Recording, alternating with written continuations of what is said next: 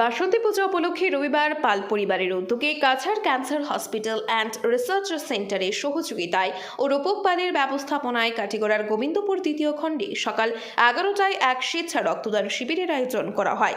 শিবিরে 20 জন রক্তদান করেন। পাল পরিবারের পক্ষে বিপ্রজিৎ পাল ও দেবজিৎ পালরা জানান, বাসন্তী পুজো উপলক্ষে ব্যাপক কার্যসূচি রয়েছে।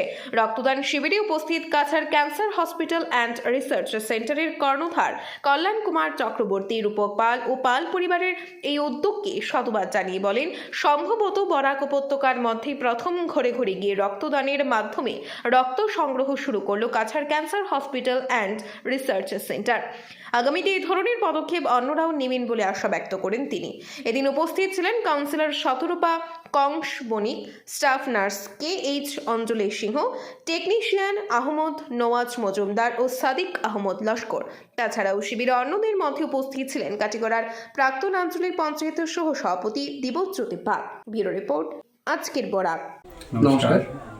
কাছাড় ক্যান্সার হসপিটাল ও রিসার্চ সেন্টার দাদার শ্রী কল্যাণ কুমার চক্রবর্তী মহাশয়কে বিশেষ ধন্যবাদ যে এই ধরনের একটি প্রোগ্রাম আমাদের নিজ বাসভবনে আয়োজিত করার জন্য এবং ওনার টিমকে সঙ্গে সঙ্গে নিয়ে আসার জন্য, এবং আমার সকল ডোনার্সকেও আমার অশেষ ধন্যবাদ, কারণ এই ধরনের একটি প্রোগ্রামে ওনাদের সহযোগিতা ছাড়া অসম্ভব। রক্তদান শিবিরের উদ্দেশ্য কি?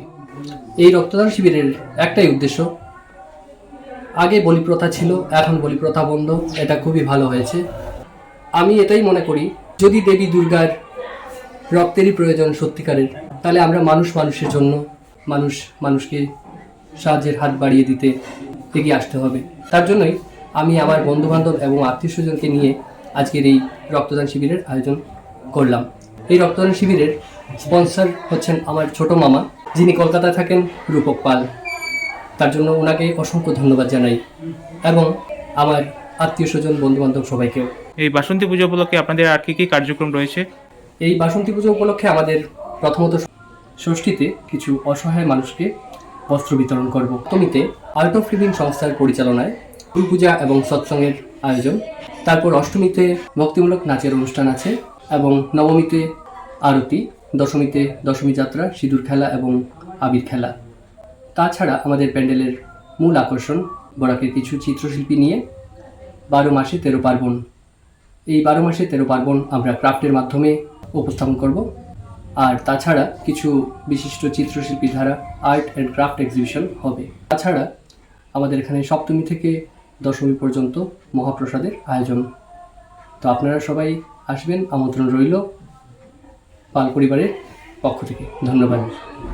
গোবিন্দপুর পাল পরিবারের উদ্যোগে এবং কলকাতা নিবাসী শ্রী রূপক পালের ব্যবস্থাপনায় আজ যে রক্তদান শিবিরের আয়োজন করা হয়েছে তা সত্যিই প্রশংসনীয়।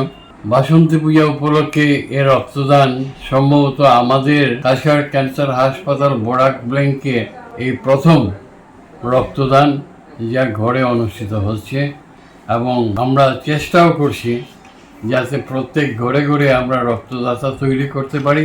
তার প্রথম পদক্ষেপ গ্রহণ করলো গোবিন্দপুর নিবাসী পাল পরিবার।